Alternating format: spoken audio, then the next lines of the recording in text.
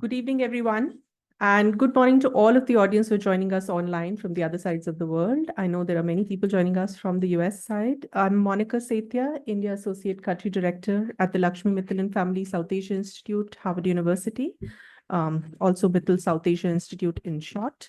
I'm joined here by the team from Delhi office. You might have met some of them while you were at the registration desk. I warm welcome to all of you on behalf of the Mittal Institute for joining us in this very interesting panel discussion chaired by Professor Ashutosh Varshney. Thank you so much, Professor Ashu.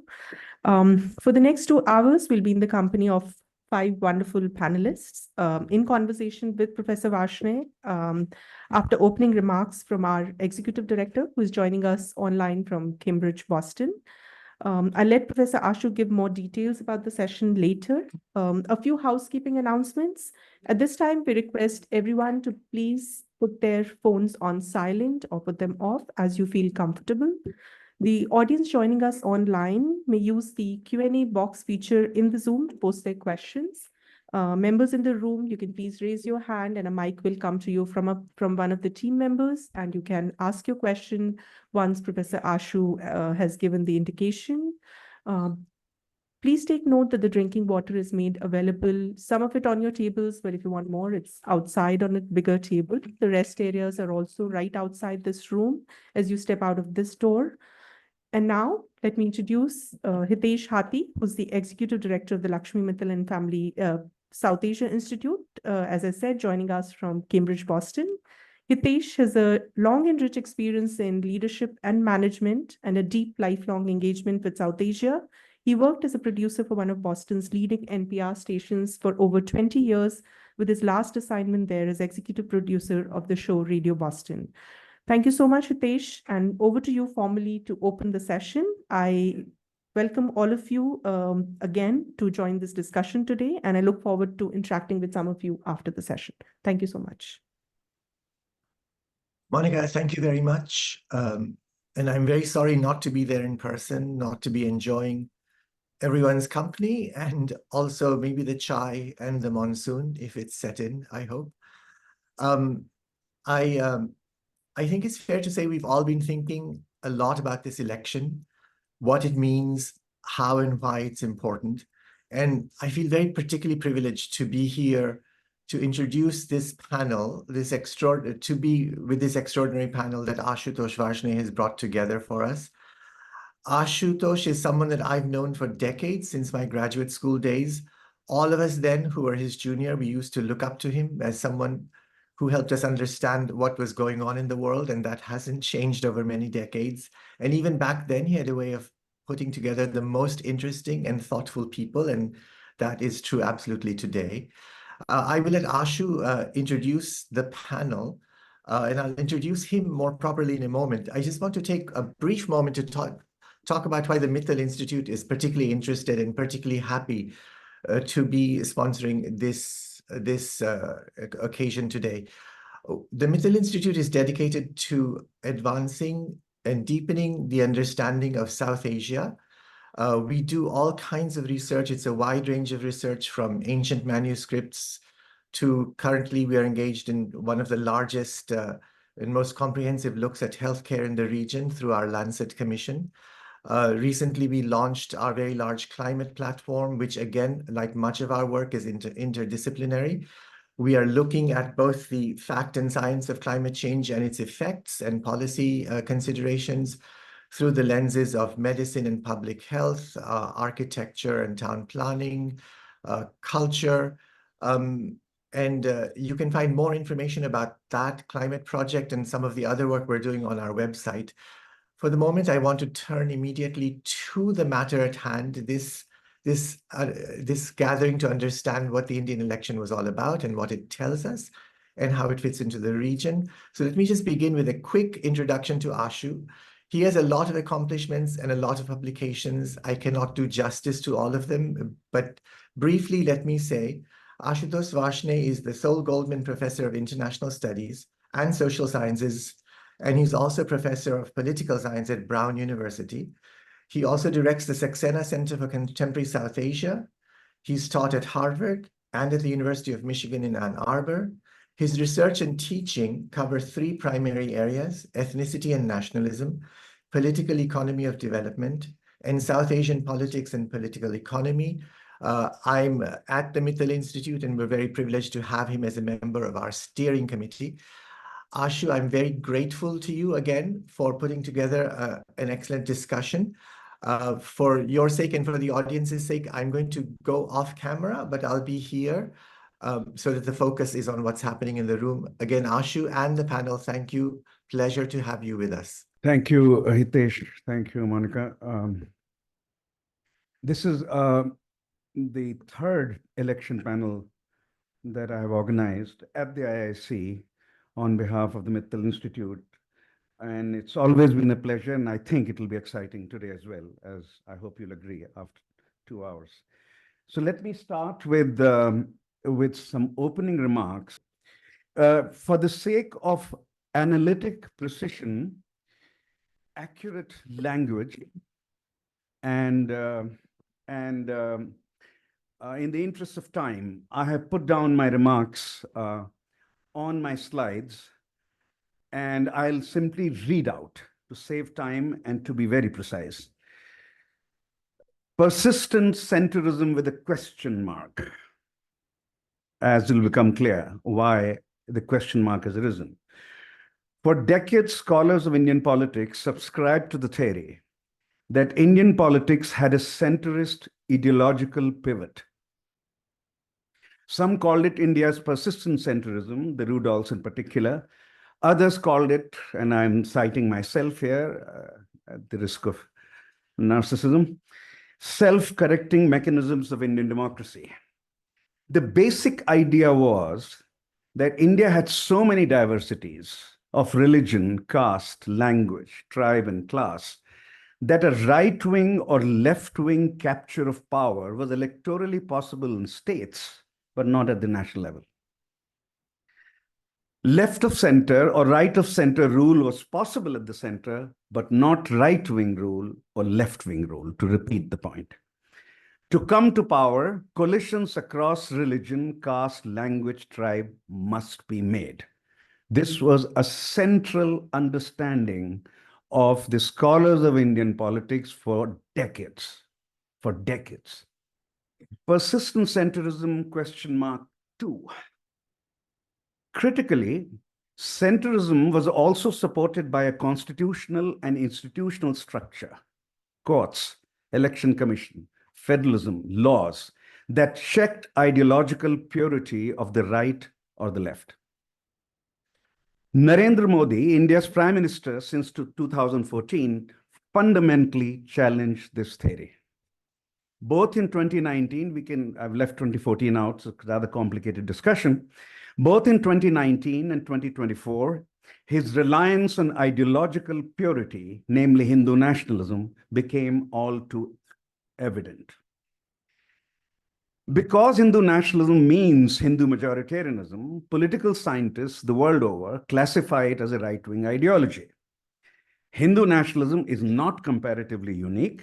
It compares in varying measures. This is important. It is not exactly a replica of the ideologies that I'm mentioning, but it compares in varying measures with right-wing ideologies of interwar Europe, white nationalism in the United States, and modern-day anti-immigrant ideologies of continental Europe. In the West, on the whole, the majority-minority conceptualization was generally racial or ethnic, you can add, racial or ethnic. In India, given the nation's history, the majority-minority conceptualization tends to be religious.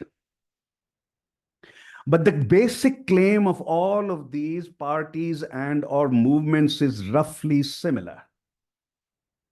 The details, the differences in details, the roughly similar basic fundamental claim that the majority community must be united and it should define the nation's politics, culture, and even laws.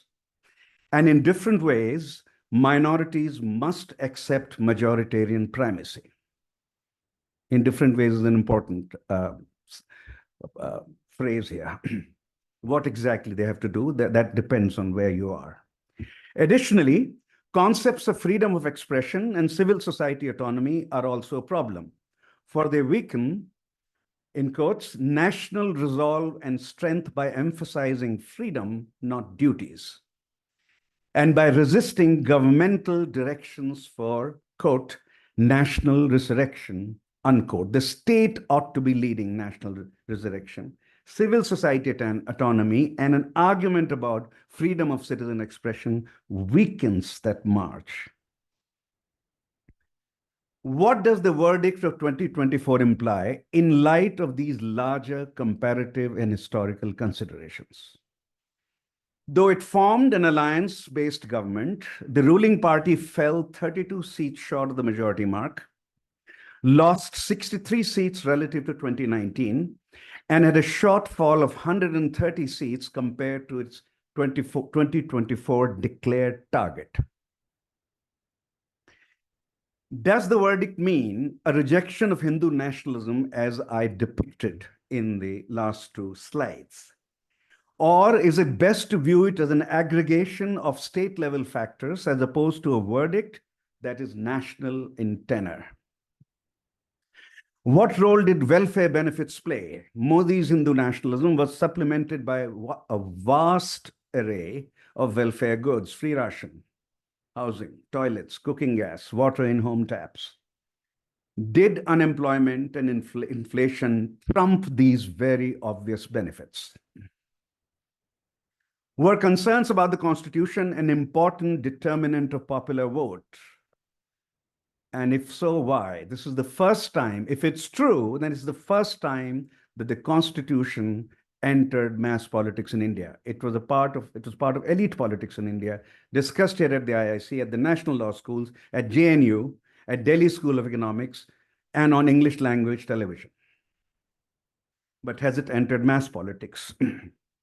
How did the upper castes, OBCs, Dalits and Muslims vote? Is there a national generalization on any of these categories possible, or must you disaggregate at the state level? Finally, what are the implications of the electoral verdict for democracy, governance, rights, and citizenship? The largest question of all. The speakers that I put together, I hugely respect for their insight and how much they have taught us and how much they will teach us. They'll continue to teach us. Neerja Jayal will focus on 2024, on the broader citizenship debates. I'll introduce her, everyone briefly right now, then I'll invite Neerja to speak. Asim Ali will speak on why it's important to analyze Muslim vote at the state level and also Muslim representation, what has happened to Muslim representation in parliament and perhaps legislatures. I don't know whether he wants to add that, but certainly parliament. Nilanjan Sarkar will go next, and he's well known for his argument about Vishwas, politics of Vishwas, that Modi developed a relationship of Vishwas with millions of citizens of India. What does 2024 say about that relationship? Yamini Iyer will speak about welfare benefits and voting, and which she's been working on, and Yogendra Yadav on the overall determinants of 2024 voting patterns and the road ahead. Now, so let me start with Neerja Jayal. Everyone has 12 minutes, and then we'll open up for your questions and open up for questions on Zoom. Neerja Jayal I have known for probably 35 years now. We were at JNU together as students. Then she joined JNU faculty, first at the Center for Political Studies, then Center for Law and Governance, and is currently holds the Avanta Chair of Indian Politics at King's London. And among her many books, my favorite and the favorite of most political scientists, and perhaps the only book on Indian citizenship, is entitled Citizenship and Its Discontents, The Indian History, or An Indian History, The Indian History, published by Harvard University Press about a decade ago. So Neerja, next 12 minutes yours. Thank you, Ashu. though I must say I liked that mode of address, Professor Ashu. That was unique. Okay. One month on from the election result is probably a good time to be looking at the larger picture. And so thank you for inviting me to be part of this panel, asking me to speak about the implications of this verdict for the idea and the practice of citizenship. I'm going to start with a discussion of what I will describe as the citizenship deficit, and then move on to make brief comments on two other deficits, a democratic deficit and a legitimacy deficit. As we all know, the Citizenship Amendment Act was passed in December 2019. There was a massive pushback against it, and the rules for its implementation were not formulated for 4 years, with the government seeking an extension from Parliament every 6 months. And the reason why the rules were not formulated for 4 years was not only because of the determination to not roll back this particular law, unlike the farm laws, but also because even if you accepted the exclusions, which is what the protests were about, there were obvious difficulties in implementing it. Then suddenly, just before the elections, the rules for the implementation of the CAA were announced. And I'm sure everyone knows that the purpose of this amendment was to give fast-track citizenship to people belonging to what were called persecuted religious minorities in 3 countries, Afghanistan, Bangladesh, and Pakistan. And Muslims were excluded from this list on the grounds that they could not be minorities in these countries. Now, there are no provisions under these rules to establish persecution. Persecution is presumed. The rules only ask applicants to state which religious minority in these countries they belong to, but are silent on how this will be proved as well. It is the CAA helpline, which is a phone number, that has now decided that any local priest, your neighborhood temple, can certify your religious identity. Not only was the announcement cynical, politically motivated, the rules have placed their own putative beneficiaries in a conundrum. Because to apply for citizenship under these rules, they have to first declare themselves to be illegal migrants, which obviously risks making them more vulnerable. And this has been a particular problem in Assam, where the people who have to declare themselves as illegal migrants in order to benefit from the CAA have already applied to be recognized as citizens under the NRC. The troubling impact of the botched Assam NRC has been to render precarious the citizenship of lakhs of people, putting them through harrowing proceedings before foreigners' tribunals. Many are in detention centers with no exit route in sight. And recent studies, of which there are several now, have shown how the tribunals are consistently and blatantly discriminatory, with Muslim women being the worst victims of their prejudice. And these prejudices were aired across the country in this election campaign, in a campaign that was disturbingly rife with communal overtones and ugly dog whistles. Muslim citizens came to be called infiltrators by no less than the Prime Minister himself. Given all of this, there is no reason to believe that this election verdict will see any dilution in the agenda of disenfranchising Muslims and rendering them second-class citizens. There seems little basis, similarly, for hoping that the Supreme Court will finally hear and decide the over 150 petitions challenging the constitutionality of this amendment. Let me turn briefly to another aspect of citizenship, social citizenship. This speaks to the social and economic rights that make it possible for citizens to lead a decent life, to not want for the basic conditions that make meaningful citizenship possible. We all know that after independence, welfare provision by the state was largely within the framework of charity. Then about 20 years ago, we had what came to be called the rights revolution, with various rights being given legal form, the right to work, education, information, food security, and so on. Today, rights are displaced by duties because real rights apparently come from the performance of duty. We have been chided from the highest levels of government for having wasted 75 years talking about fighting for rights and thus keeping India weak. But rights are also displayed today by reverting to an older paradigm of charity.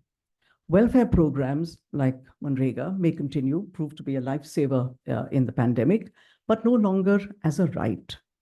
When welfare schemes, free, subsidized commodities, and so on, are projected as personalized acts of charity with photographs of the sender, lest anyone forget, these are no longer the entitlements of poor citizens. They are acts of personal largesse which diminish their dignity. So citizens are recast as consumers if they are affluent, or beneficiaries, labharthis, if they are poor. And in recent state elections, we saw the figure, often female figure, of the labharthi voter being held up as the explanation for election verdicts that favored the BJP. In this election, we've been told that how women voted was not very different from how men voted, and both varied by state. We have also learned that voters are no longer satisfied with these welfare benefits. They would rather have jobs than bags of grain.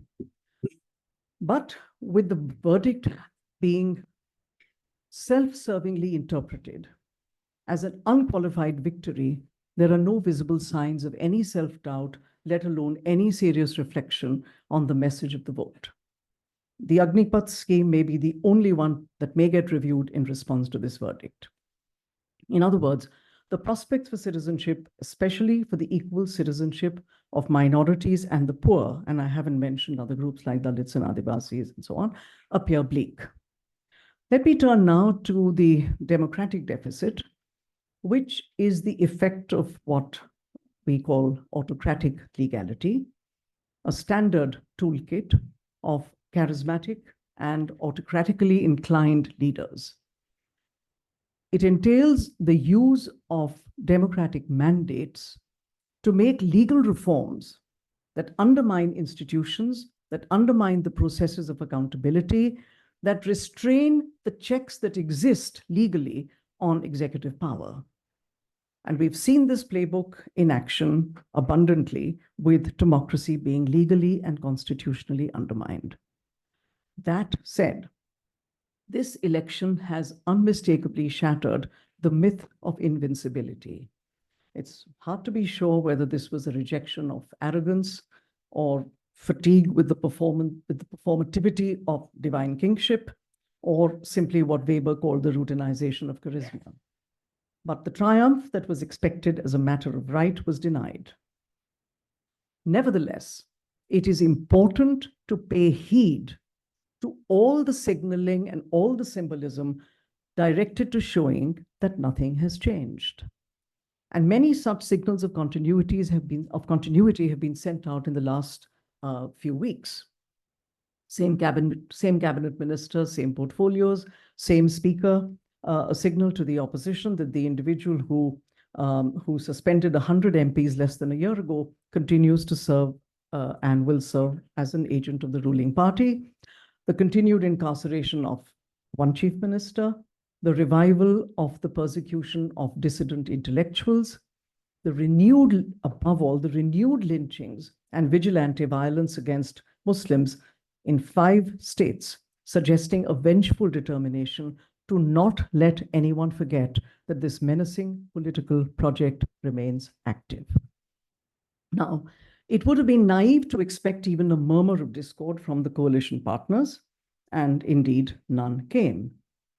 And then, of course, there is the passive communalism that ensures that institutional behavior will continue to be partisan, a partisanship that increasingly appears to be embedded in shared ideology rather than in opportunism or fear.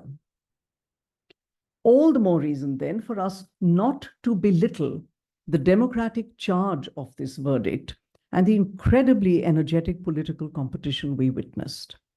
Under younger, more collaborative leaderships, the opposition parties came back stronger. And this was not a small achievement, given the deeply compromised institutional infrastructure, the overwhelming financial resources that the other side had, and the media that competed with each other in amplifying political propaganda.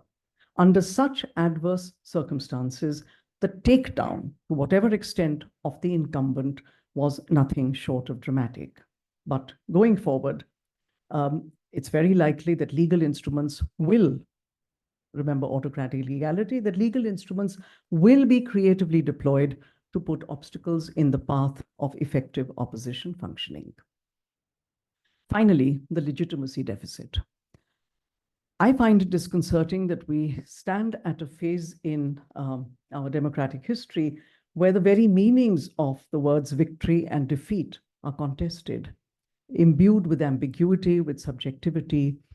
It can't be denied, of course, that the figure of 240 is substantial. It's the highest number of seats that the single largest party in any coalition government in this country has won. Even so, there is a legitimacy deficit. The ruling party lost 92, if I'm right, seats it had previously held. Yes, of course, its losses were offset by gains in 30-odd new constituencies, but anti-incumbency in almost 100 seats is not insignificant. It's not trivial. This might explain the bluster and the braggadocio used by the single largest party to mock its rivals' C+ and simultaneously represent its own B- as a historic A+. I underline historic. It might also explain the desperation to project a facade of strength and supremacy to mask the fragility of the 240.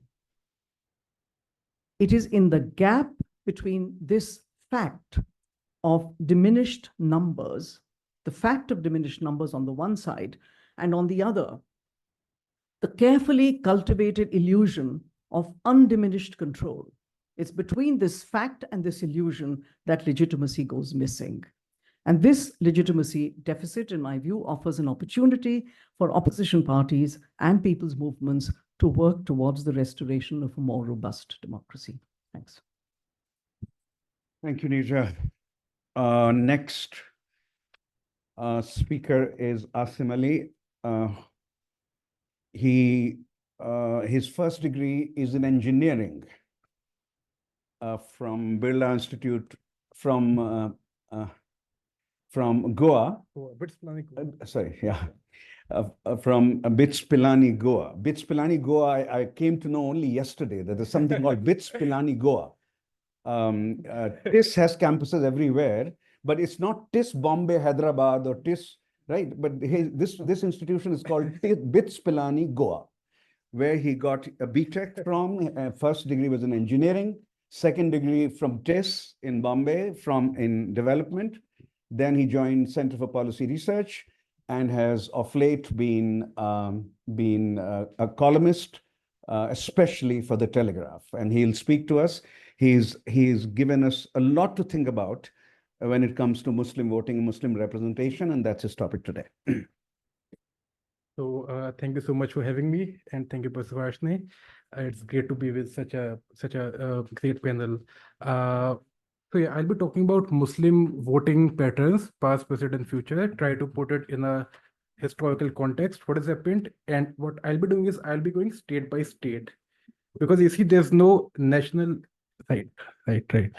Because you see, there's no national Muslim monolith. You have to go state by state, because every state, the political context is different, and the political context frames how Muslims engage with the state, engage with the political process.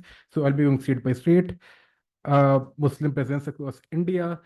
So largely the four big Muslim states with high Muslim populations, these are UP, Bengal, Kerala, Assam.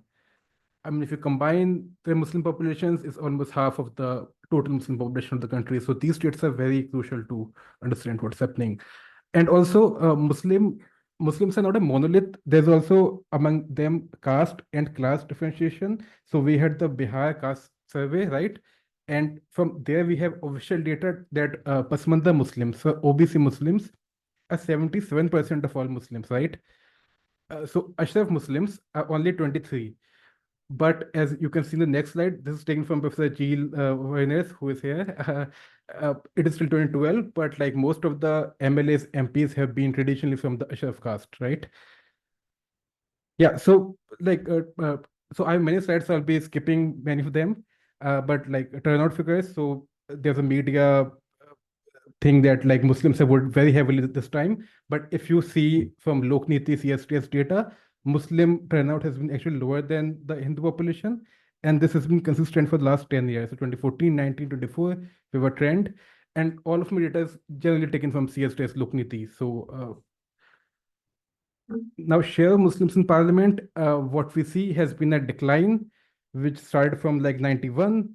And 2014, we reached the lowest Muslim representation ever in parliament, which was like 23.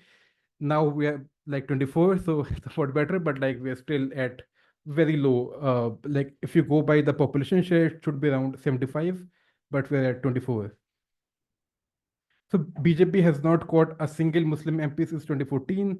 2014 and 2019, they had 7 Muslim candidates. None of them won. This time they had only one in Kerala, Abdul Salam, which didn't win. So they have 0 Muslim MPs since 2014, which is the first time a ruling party does not have a single Muslim MP. By party, broadly, I think Congress, TMC, SP, they contribute to the Muslim MPs in parliament. Muslim, like if you compare the vote share between Congress, BJP, the picture is broadly the same from 2019. For the Congress, like 5% gain. INC allies, you might see a sort of a bump, but it is mostly the other parties joining the coalition, a bigger India coalition, so like Samajwadi Party joining it. So I don't think that's a big change. BJP is constant; it's pretty low, around 10 percent. So yeah, so I just made a thing like who was the last MP in different states, a Muslim MP. So in Rajasthan, we haven't had a Muslim MP since 91, Madhya Pradesh 91, Karnataka also 2004, Gujarat actually 84, Ahmad Patel was the last Muslim MP. Before that, Ehsan Jafri 1977 from Ahmedabad. Delhi 1977, and like all these states have got at least 8 to 10% Muslim population. So, but they haven't got a Muslim MP for 30, 40 years, right? Haryana was 84. Even Maulana Abul Kalam won from Gurgaon in 57. And against him, like Shah Rukh Khan's father, Taj Muhammad stood, and he got 0 votes. I don't know how he got 0 votes. I don't know how that happened. So, like, yeah. So broadly, there are like 3 approaches to studying Muslim electoral mobilization. I made these phrases. These are kind of bulky phrases. Disempowering integration, I'll try to explain. Empowering differentiation and consolidation slash polarization. So what this I call disempowering integration is a top-down coalition, where you do not empower Muslim communities, right?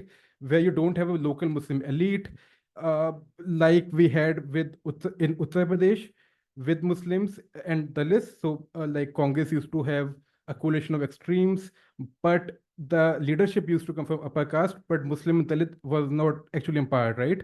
Because there were not many choices for the Muslim communities, right?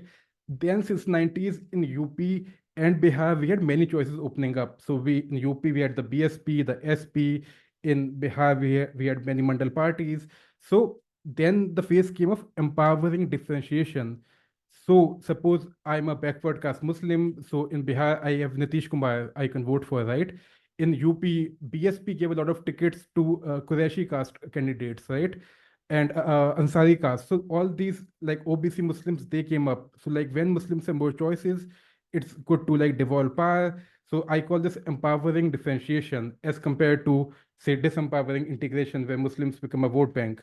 The third approach, which we are seeing since 2014 in many of the states, is consolidation. So what we are seeing in different states like UP and Bengal, they become, I mean, the competition is between 2 poles. There's a BJP pole and then there's the opposition pole. And there's a huge Muslim consolidation towards the opposition pole. So for Samajwadi Party, almost 80% Muslims voted for the Samajwadi Party and Congress combined. In Bengal, similarly, TMC, almost 80%. And in both these states, if you go 10 years back, I mean, Muslims used to divide the vote between, say, Congress and left, SP, BSP, but now we're seeing consolidation. So there's I mean, there are less choices for the Muslims because now they feel they have to like consolidate for against the BJP. Although I must add that we have a study by Rahil Dattiwala and Rafael Suzwind, which says Muslim consolidation does not actually happen at the state level. It might happen at the constituency level, right? But now we have been seeing a macro trend towards like consolidation. So state patterns, like we have sort of different state patterns. So I'll be dividing it into three. We have multi-party competition with a communitarian party. What do I mean by communitarian party? Say in Assam, we have the AIUDF, which is sort of a Muslim party, right? And Kerala, we have the IUML. So their social basis among the Muslims, right? Then the second division is multi-party competition with like a grand alliance in UP and Bengal. And the third is like two-party competition, which is the Hindi belt, sort of Congress versus BJP state contest like Madhya Pradesh, Gujarat, Rajasthan, and so on. In two-party competition, what generally happens is either there's a consolidation towards like a non-BJP camp, or there's like what we used to have with the Congress in the 70s and 80s, like disempowering integration, where they sort of like elite coalition and you sort of integrate them. With multi-party competition, what happens is like empowering differentiation. As I said, Stephen Wilkinson had a study where on why riots happen, and he said when Muslims have more choices, they're less likely to be riots because they can shift their votes, as opposed to a Congress BJP kind of situation. So two-party system, I won't take much time in this because I don't see much of a change, right? Rajasthan, it's pretty much similar to last time. Gujarat, I think there's a significant point. So 1 out of 3 Muslims, so blue is Congress and saffron is BJP. So 1 out of 3 Muslims, as you can see, have voted for the BJP, which is like very fascinating. And one of the reasons is there's a local, I mean, as I said, for Muslim voting, you have to go constituency and booth level, right? And there's a lot of local level accommodation that even the BJP does, which every party does with the Muslims, right? So BJP has been able to sort of integrate Muslims into local like ruling systems of power, right? In Gujarat. So like we have 30% Muslims voted for the BJP this time, as compared to say 12% last time. So we have a jump among Muslims in Gujarat vote for the BJP. Madhya Pradesh is the opposite. There's almost like 90% Muslims voting for the BJP. So the integration strategy did not work in Madhya Pradesh. And we might have to go even in detail, but I don't have the time, so I'll just skip this. But like there's a differentiation even in these states, right? Karnataka, I'll just skip. I mean, one point I can make is even it's also getting into the consolidation framework because the JDS has sort of is slowly imploding, and the Muslims are shifting from the JDS and from the BJP because significant Muslims used to vote even for the BJP, but now it's completely taken over by the Congress. So I think the interesting states are Assam and Kerala, because in Assam, I think there's a big change happening. I think one of the big elections that I saw was AIUDF's Ajmal losing to Rakib ul Hussain by 10 lakh votes in Dhubri. In 2009, when Ajmal won, that was marked the start of the AIUDF. In 2011, they did really well. Like you can see in the graph, green is the AIUDF. So almost 40% vote in 2011. So almost equal Muslim vote as the Congress in Assam, but it is coming down. So like you can see, so the 4 data points are 2016 Vidhan Sabha, 19 Lok Sabha, 21 Assembly, 24. In 21, they were in a coalition, AIUDF Congress, so I haven't shown AIUDF separately, but you are seeing a decline of the AIUDF and the rise of the Congress. And this election marked the point where Congress won in Dhubri, which was the stronghold of the AIUDF. So if Congress is able to combine the Bengali Muslims, so AIUDF is basically a Bengali Muslim party, right?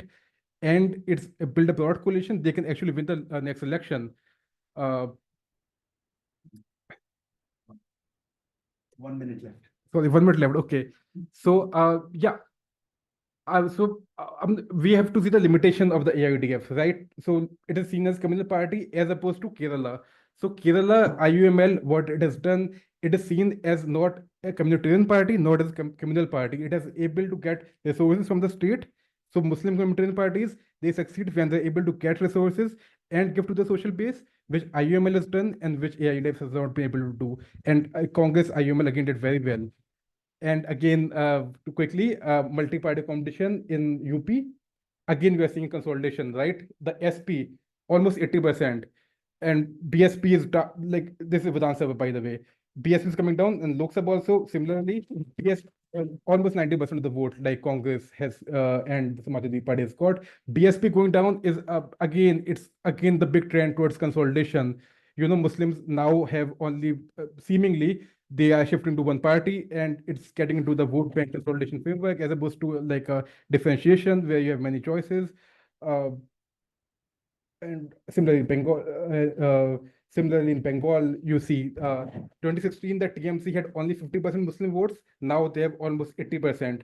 So the Muslim vote from left and the Congress has shifted towards the TMC. Again, we are seeing consolidation. And why this is happening, I think this graph might show us some picture. The crimes against Muslims. So since the NDA 2 actually, NDA 1 was still at a low level, but NDA 2, if the saffron one is the civilian targeting events, and it's really gone up. So in places like Bengal, UP, this is why it's pushing towards the consolidation, right? Because security has become an issue. By this taken from ACLED, which is a construct tracker. Yeah, I think. Can you answer a larger question? This is about Muslim vote for BJP. So national average is 8 to 9%. Right. In which states is the Muslim vote for BJP significantly higher than 8 to 9%? You said Gujarat was almost 30%. Right. In which other states significantly higher? And in which state is significantly lower? And which state would be exactly 8 or 9? But that's not very important. In which state significantly lower, and in which case significantly higher? Significant high is Gujarat, but a significantly high also used to be MP, as like MP when Shivraj Singh Chauhan was there, right? Yeah. But now with this bulldozer politics, I mean, it is going down in almost every state. In Rajasthan, it has gone down to almost like 5%. So significant high, I think Gujarat is a big exception, but I don't see any other exception. So the vote share has been going down. Did you in our discussion yesterday, I think you said that in UP, only 2% Muslims voted for BJP. At least according to CSDS person. Only 2%. Only 2%, which is shocking. I don't know, but that's the CSDS data. Yeah. And Bihar would be about? Bihar, I think, Bihar actually was like 14% because of the JDU. So as I know it, even this election, a lot of Muslims vote for the JDU because Nitish Kumar still has got his sort of base. So JDU's dependence on Muslim vote remains substantial. Remains same, and especially the backward caste Muslims. Could you also say something about TDP's reliance on Muslim vote, because it's been talked about a lot? They have a Muslim reservation also. Could you say something about that? But after the separation of Telangana, Andhra Pradesh has not got many Muslim, I think about 5%. So that's not a very, very decisive block. But yes, so in Andhra Pradesh, all parties do get Muslim votes. So there is a sort of electoral check, on things which TDP can do or not do. Thank you. Thank you so much, sir. Nilanjan Sarkar is our next speaker. He also started with a mathematics degree, actually, from Berkeley, and then switched to a PhD in political science at Columbia, and has been on the faculty at Ashoka, at Center for Policy Research, and very soon will be joining Ahmedabad University as an associate professor, very soon. And the term politics of Vishwas, the trust linkage between millions of citizens and Prime Minister Modi has been associated with him, this idea. So I asked him whether he could examine that in light of 2024 vote. What can we say about politics of Vishwas? Nilanjan. Okay, sorry about the typo. This is the wrong spelling of Gujarat. Okay. So I'm going to try to be brief. I'm going to talk a little bit about the idea of the politics of Vishwas, what implications it has had for electoral behavior vis-a-vis turnout, which is something that became an issue during this election in particular. And then some of the things that we're starting to see from the data, which might explain some things to sort of provoke conversation that we might be able to see that might be the limits of this particular model of political behavior. Okay, so let me first start with thinking about why we talk about the politics of Vishwas and what the sort of larger idea is. So a very sort of standard, almost conservative approach to political behavior is that people have issues that they care about. I might care about a certain issue in the economy. I might care about a certain set of social issues. And that determines my vote choice, right? So if the party behaves in the way that I want on that particular issue, I will vote them back. If they don't, I won't. The problem with working with those sets of theories in the Indian context, particularly with what we've seen over the last 10 years, is that it leaves a minimal role for what the media is doing, right? People make up their own minds, right? It leaves a minimal role for why someone might invest, a politician might invest in their own personality as opposed to a set of issues, right? So the politics of Vishwas is actually an adaptation of a set of theories that have existed for a while in political science, which is to say that people develop a link to a political party, a political identity, a person, and they let that person or that political identity help frame issues for them, right? And I always say that perhaps you believe this argument or perhaps you don't. But I think the BJP definitely believed it because they named, the manifesto, the BJP's manifesto was called Modi Ki Guarantee, right? So they directly put Modi as the guarantor of whatever the BJP was giving in this particular electoral campaign, right? Now, in the article that Ashu was referencing, I sort of make 2 points that sort of lead to this particular model becoming dominant during Prime Minister Modi's rule. First was a set of data where we see that there was a desire for a certain kind of political centralization, right? That perhaps there was too much compromise, politics was slow, there was corruption, particularly at the end of UPA 2. So we see in a lot of data sources, people describing a need for a strong leader, quicker decision-making, so on and so forth. The second thing is the role that narrative building, media construction plays in building support around a leader, right? That a certain amount of narrative control and media control and perhaps creativity with media allows you to build a personal image and a trust between the voter and the citizen, right? So these are 2 things that the article deals with. And we have significant evidence of this phenomenon in 2019. I'm going to sort of talk about some of this evidence, right? So until 2014, almost every election that we had seen was anti-incumbent when turnout went up, right? Which is to say that at the constituency level, if we saw an increase in turnout, it typically meant that the incumbent party had a lesser chance of winning, right? So in 1999, the BJP is the incumbent. In 2004, it is the incumbent.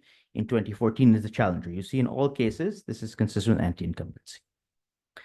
The argument with politics of Vishwas is that it is a different kind of politics because it's building a link between the politician, the political party, and the voter. And it makes the party particularly effective in political mobilization. So in 2019, we saw things change dramatically, right? When we saw an increase in turnout, particularly in North India, we actually saw the BJP had a higher chance of winning. The BJP was superior in its ability to bring voters to the table, right? And bring voters out to the polling. So what I wanted to do initially was let's sort of take a look, and there was a lot actually written about turnout in this election, right? And there are people who've spoken about and written about turnout more eloquently than I have sitting on the panel. But what does the data sort of show this time vis-a-vis turnout? Now, the story is a little more complicated. So let me sort of talk about 6 states that I always tell people to focus on when you're thinking about the BJP: Bihar, Uttar Pradesh, Maharashtra, Madhya Pradesh, Rajasthan, Gujarat. These 6 states, I always say, the core sort of vote block for the BJP. They gave the BJP 70% of their seats in 2014 and 60% of their seats in 2019, 180 seats, right? So this was a key indicator for the kind of transfer the BJP had from vote share to seats. So you can imagine that in many of these North Indian states, if the BJP is winning 50 to 60% of the vote, but is winning all of the seats, then your conversion from vote share to seats is very high. On the other hand, if your vote share is dropping a little bit in the North Indian states, you're losing many seats. Perhaps you're increasing your vote share in South India, has happened this time, but your transfer from vote share to seats is going to be much weaker. So many people have pointed out, well, the BJP's vote share didn't change dramatically at the aggregate level, perhaps. But the distribution of where the votes are tell us a lot about what happened with the BJP this time. Right? So what is the turnout story in 2024? I'm just going to look at these 6 states. I'm going to look at where the BJP had already won those 180 seats. 1 seat, there was no contest allowed, right? In Surat, right? So 179 seats. Now, what we saw is something interesting. We saw, in some sense, a return back to normal. When the turnout increased, in the seats the BJP had won, its strike rate dropped to 44%. It lost more than half of the seats that it had won when the turnout increased. When the turnout decreased, they still won the vast majority of the seats, but the turnout did decrease across the board. So what this sort of tells me, sort of putting all of this together, in places where the BJP was likely to win anyway, there was less energy, turnout dropped. Where there was a chance in many of these places to defeat the BJP, and people were upset with the BJP, people turned out at higher rates, voted for a plausible alternative, and defeated the BJP. That's what this data is consistent with. Right? So this sort of tells us that we're getting back to a kind of politics where the BJP is not superior in its mobilization capacity. So in the second half of this talk, I want to sort of look at a little bit of this data and trying to unpack some things that may not have gone well for the BJP, or some reasons why the voters may not have behaved like they did in 2019. So I want to talk very briefly about a data set that we've just started working with. So sort of an academic collective, and many of the people at the table know about this project, put together a study during the post-poll. So after the votes, after somebody voted, but before the results were announced, all of the data were collected. It's a sample size of 36,000 across the country in 20 states, well, 19 states and Delhi. And it represents about 94% of the constituents. So these 20 states and union territories represent 513 out of the 543 constituencies in India. We sampled 200 Lok Sabha constituencies and then sampled a set of polling booths within, and so on and so forth. Now, the aim was not to predict election results. Nothing from this has been used in media or election results. The aim of this actually is to clean up the data and make it available to researchers as raw data, right? So that is hopefully something we'll be able to do in the next few months. It does actually have relatively good predictive performance. So we did get about 37% vote share for the BJP and slightly higher than how Congress performed, 21% for the Congress party. So the data I'm going to show you now, what this tells you is that we don't really need to reweight the data because it looks electorally kind of like what ended up happening nationally. So some of the findings here, the benefit here is we don't need to do funny things with the data to be able to sort of figure out. So I want to sort of point out 3 things, okay? So the first is this question of narrative control. What we found is that 62% of our respondents reported a news source other than newspaper or television, typically social media.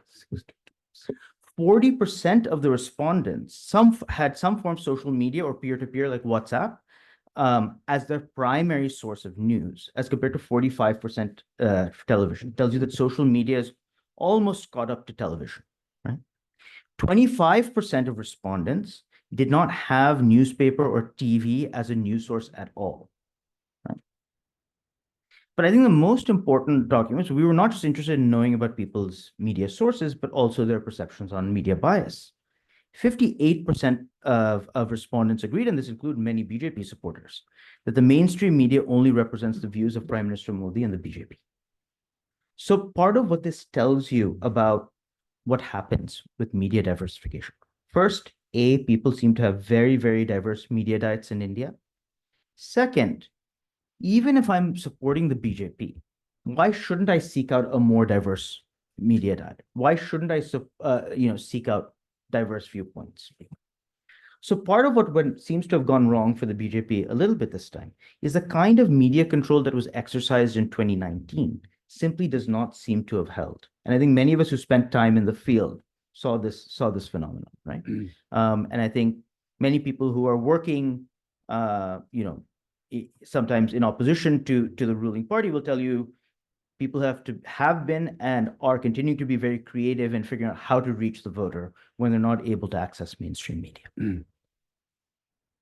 The second thing, and this was very surprising to me, we asked a question point blank: do you believe the electoral voting machine EVM electoral process is fair? Only 62% affirmatively said that it's fair.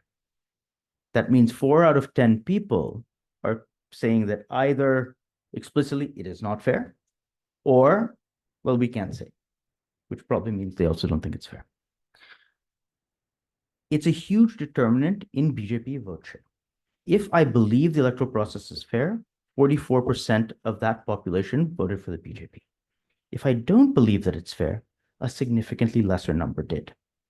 So insofar as people believed that things have gone a step too far, that certain red lines have been crossed in terms of democracy, we do have evidence in the data that it did have an electoral impact this time. And the final... 1 minute left. Okay, good, because I only have one slide left. But I can't see. Sorry, this is so interesting. I hate to tell you there's only 1 minute left. Okay, good. Last slide, because I'm leading into a speaker who will talk about it more directly. This is one of my favorite questions across surveys. It's not the first survey I've ever run this question. Who is most responsible for delivering benefits to you? Not who is a last mile deliverer, who is most responsible? Huh? For delivering benefits to people like you, to you. 45% say the Prime Minister, 28% say the Chief Minister, 26% name other people. So there's quite a bit of variation here, local actors, government, so on and so forth. This has a very, very strong relationship with support for the BJP. If I believe the Prime Minister is responsible for delivering benefits to me, something that the BJP has constructed very heavily over the last 10 years, then I'm very likely to vote for the BJP. More than 50% of people who say the Prime Minister is responsible said that they voted for the BJP. But there's a huge amount of variation in this, right? If I say the Chief Minister is responsible, less than 20% of them voted for the BJP. And you can imagine that state by state, in 8 of our states, more people say the Chief Minister is responsible than the Prime Minister. In 12 of the states, it's flipped, right? So there's a lot of action in this question, right? And the implication here, and then I'm going to hand it over to our next speaker who can speak much more about this, is that strong welfarist chief ministers, people who sort of can play Prime Minister Modi's game when it comes to economic delivery, do seem to have dented the BJP's support in a pretty major way. A large part of this Labharti voter phenomenon was the story that only Prime Minister Modi can deliver these benefits to you. But the moment it became clear that somebody else can also deliver these benefits to you, then that story seems to have weakened. So let's leave it there. Thank you. Our next speaker will complete the story of welfare benefits. Yamini Iyer, until recently was president of Center for Policy Research and will now be the senior visiting fellow at Brown at the Saxena Center and Watson Institute, and will be working on her book on India's welfare politics. So over to you, Yamini. Thank you. Actually, can we keep the last slide, Neelan's last slide up, because I'm going to speak off that. This one. Yeah, that's perfect. Thank you very much. It's an absolute privilege to be here. Right. I have been arguing for some time, and Nija presented that argument far more eloquently than I ever could, on the shifting dynamic of India's welfare state, one that today has cross-party political consensus, and it's a consensus that has evolved jointly between voters and politicians. And that is that we have shifted away from that brief attempt to deliver social rights and build a genuine rights-based welfare state to one that is looking far more to going back to the Mai Baap Sarkar version of the welfare state of yore, but with a big difference. The difference being we are now techno-savvy. We have a digital public infrastructure. It is part and parcel of what makes us a potential global superpower, and we're convincing every other country in the world to do it. And by the way, we probably will, but not for the reasons that we publicly say, because it is just politically too powerful to avoid it. By virtue of the digital public infrastructure, you can do direct benefit transfers. Direct benefit transfers allow you to cut through the layers of intermediaries and build the Vishwas politics that you see right up here in this slide. It builds out a very effective direct emotive connect between the patron who is delivering the benefit and the recipient who is receiving the benefit in their bank account. There is and continues to be, despite the paucity of data, a reality that is not perfect. There is corruption, anecdotally, although far less than before, and certainly on the distribution of the public distribution of the PDS. When I first started my engagement with India's emerging welfare state, the bicholia, the contractor in the PDS, was always the critical issue that all beneficiaries of the public distribution system would talk about. Increasingly, the bicholia has disappeared, replaced in some ways by the POS, the biometric that gives you entry or doesn't give you entry, depending on how lucky or unlucky you might be. But in all of this, because you're not so dependent on these multiple intermediaries, the ability to create that emotive connect is strong. And in that, then, when benefits transfer to beneficiaries, so-called to citizens, in fact, who are rightful recipients of these welfare benefits from the government, they become cast in the mode of labhartis who are receiving these benefits that they are receiving from individual patrons that they can very effectively identify. It has huge impacts also on the nature of party politics, because it allows for the leadership to become larger than life and extremely visible. So you can say, I received the Narega because of the Prime Minister. I received PDS because of the Prime Minister, perhaps because of the Chief Minister. I received Ladli Behna because of the Prime Minister and the Chief Minister, and so on and so forth. That direct emotive connection allows you to create that link. And the Congress has finally learned too, because they also reminded us throughout this election, khatakat, khatakat, khatakat, somebody will be giving you the money. With the Congress, it's always a little confusing who exactly would be the direct beneficiary, the person establishing the emotive connect. But this election has made it much clearer. We now know who is establishing the emotive connect by virtue of the DBT. So the question that one needs to ask, which is increasingly now become part of the discourse about the 2024 election, is it that the Labharti voter is no longer central in this current moment to the outcomes that we saw in 2024? And I would argue otherwise, as we can see from this data. It's not only because of the direct correlation between those who are saying they receive benefits from the Prime Minister and their voting choices, but also because it establishes and furthers that emotive connect and builds the moral legitimacy of the leadership, which is extremely central to the ways in which voters and political parties now are establishing their own interactions with one another and establishing their expectations and aspirations. The dynamic of the voter-politician contract is also shifting very strongly along these lines. As Neelan mentioned, if in this data set that we're using here, you start looking at state by state, you also see how precisely this dynamic plays out at the state level. West Bengal, where Mamata has been extremely effective at using direct benefit transfers, amongst other things, to establish an emotive connect with female voters, you see a very clear correlation. 58% of women said that they believe it is the chief minister who is most responsible for delivering benefits to you. Intriguingly, 49% of men said that the chief minister is most crucial to responsible for delivering benefits to you.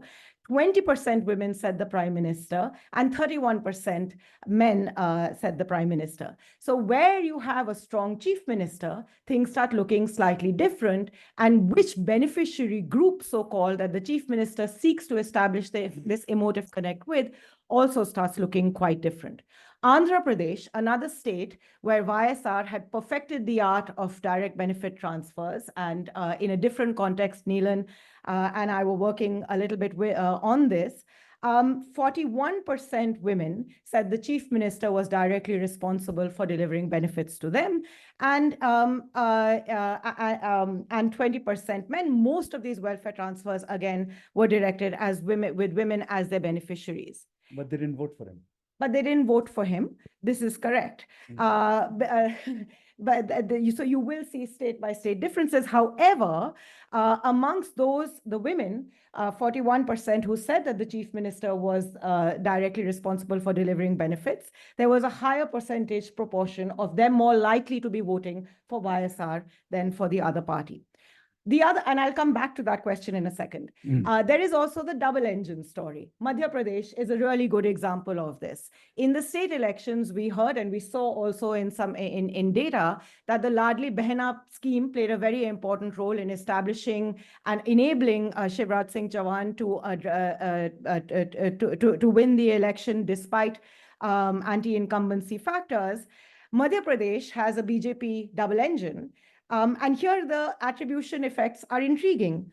Despite the Ladli Behna, 24% women said that the chief minister was directly responsible for delivering benefits to them, and 57% women said that the prime minister was directly responsible for giving benefits to them. So there is a sort of sharing of attribution where in the double engine Sarkar, and inevitably the prime minister comes out much strongly. And we know this from our understanding of how the BJP operates as well, that essentially the prime minister does often tend to take on a lot of the positive credit building for various things in these double engine Sarkars, certainly in a national election.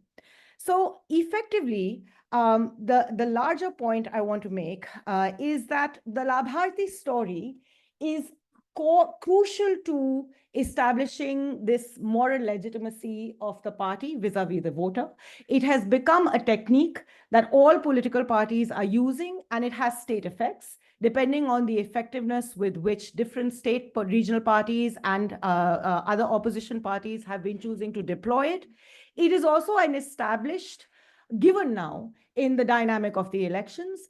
Even in Andhra Pradesh, it isn't that Naidu has come to power and said he's going to roll back a single one of these schemes, despite the fiscal constraints that the state is experiencing.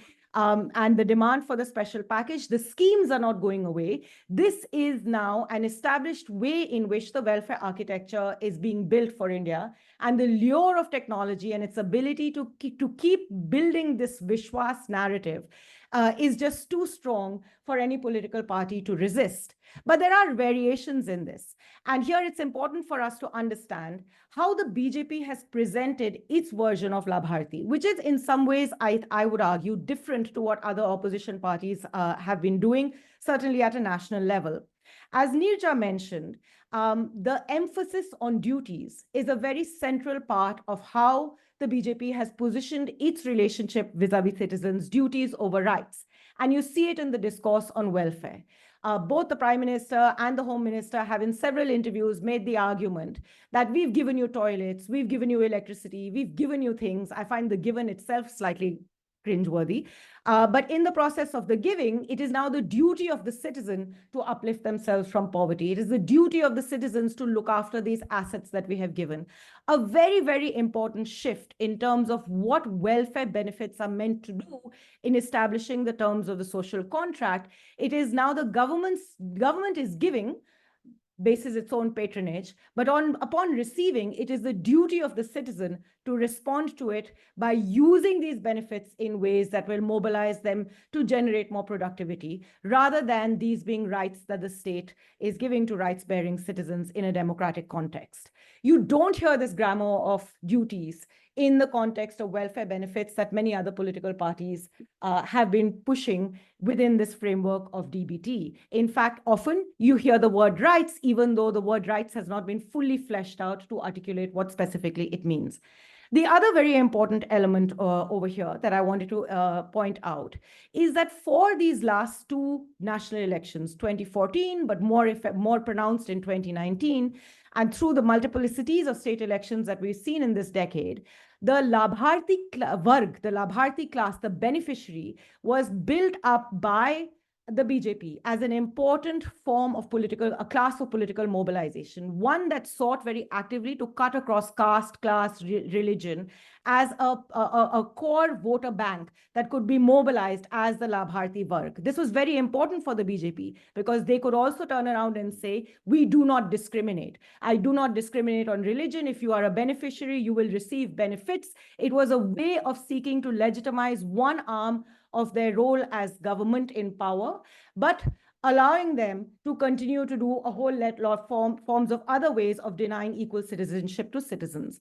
In this election, this ability to use welfare to cut across caste coalitions in particular has been somewhat diminished, in no small measure on account of the fact that the democratic red lines that were crossed then legitimize the possibility that a constitutional change will then potentially undermine reservations. And so caste in many ways came back into the fold, and it was too strong a juggernaut for the Labharti Varg form of mobilization to overcome it.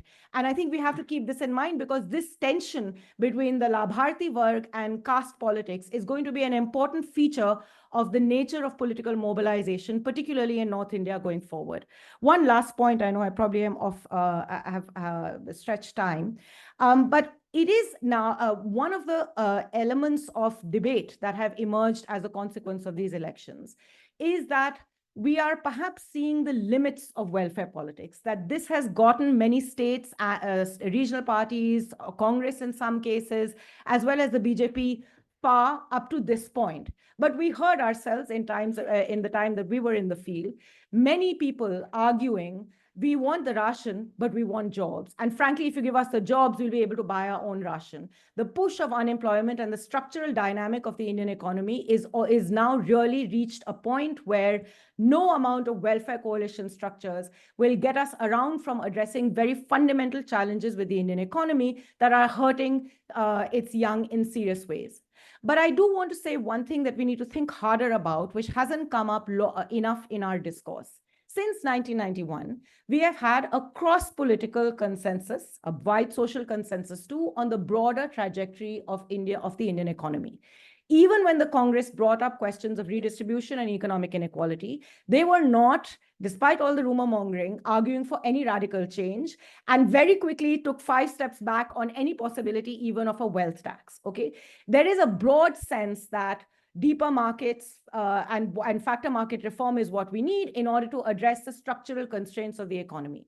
But we've not engaged with the fact that since 1991, capitalism has often come under the scanner for its cronyism. And that has led to a deep credibility question in the realm of mass politics about what markets can do. So when you try, what was Modi's imagination for the economy for this last 5 years most pronounced?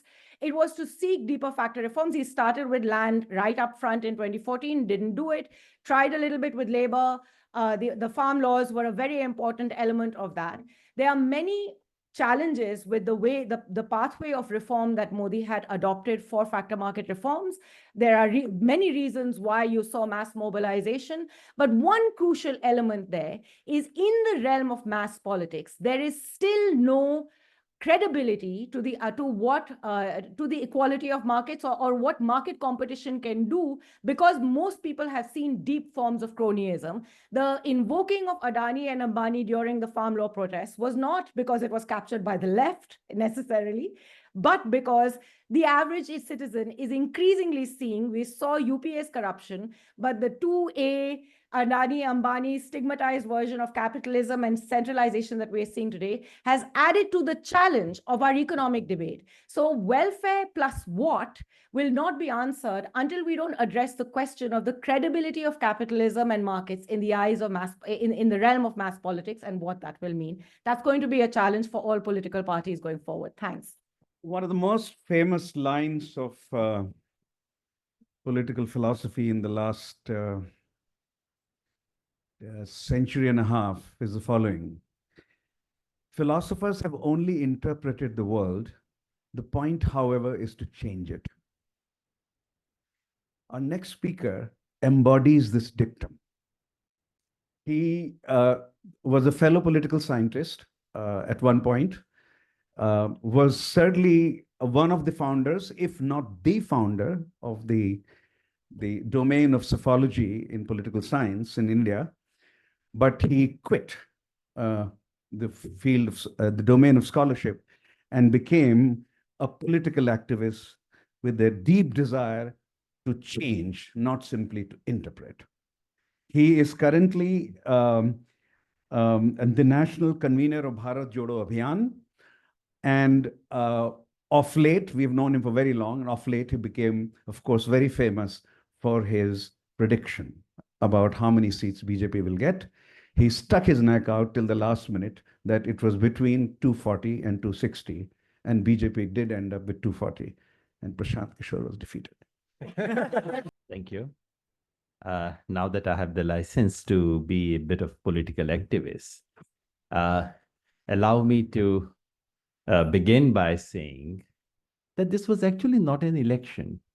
And I think we make a serious mistake by interpreting it as an election. It was a plebiscite in which the supreme leader wanted popular endorsement for what had been done in the last 5 years and whatever may be undertaken in the next 5. It was nowhere close to any fair contest. To be honest, it would be wrong to say that all Indian elections have been fair. In a structural sense, ruling parties have always had advantage. But I cannot imagine any election, even 1977, which was as unfair in terms of the structural advantage to the ruling party, in terms of resources, in terms of administrative machinery, and I'm ashamed to say even the Election Commission of India. So let us not analyze the outcome of this election by simply looking at numbers. Numbers are seriously deceptive. 240 is not a score. I tried to run swings with my colleagues, and if the BJP had lost 2% national votes more than it did, it would have got 201 seats, just 2%.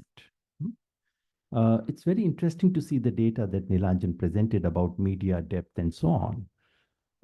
But Nilanjan, the fact remains that 45% still go by television, and that, and if only 1 or 2%, if the media had entertained the suspicion that the election might possibly be a close contest, that would have easily shifted 2% votes. So 2% shift would have brought it to 201. And if those 2% of the national votes were concentrated in areas where there was a swing away in any case, then it would have brought BJP down to 170 seats. So let's not take these numbers as magical figures. These numbers are artifacts of something that was happening, underlying enormous forces that were playing a role here.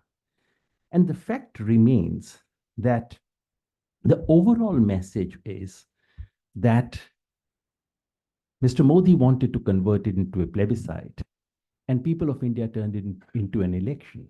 That is to say, state by state, seat by seat election, which he never wanted it to become. And in that sense, there was a return. The idea was to keep the Indian public at a very heightened sense of anxiety, almost a certain national anxiety, which is what he had managed to create. What people brought it down was to normal politics. What's my MP doing? What did you deliver? What has happened? Why were you not there for the last 5 years? Those questions which he never wanted asked were asked. That's all that happened. Why did it happen? I would not say that it is because there was a strong rejection of authoritarian rule. That may not be a correct reading of what actually happened. To my mind, 3 factors played role. One was, of course, return to normal politics. And return to normalcy did a lot of things. which made this election not the kind of plebiscite that he wanted. Number two, there was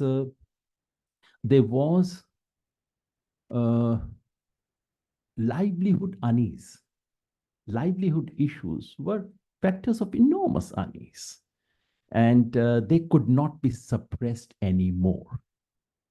And third, that's mild, but I think it's there, unmistakably there, that there was an unease about the Tanashahi, about authoritarianism, unease about anxiety about constitution, anxiety about what's being done to me.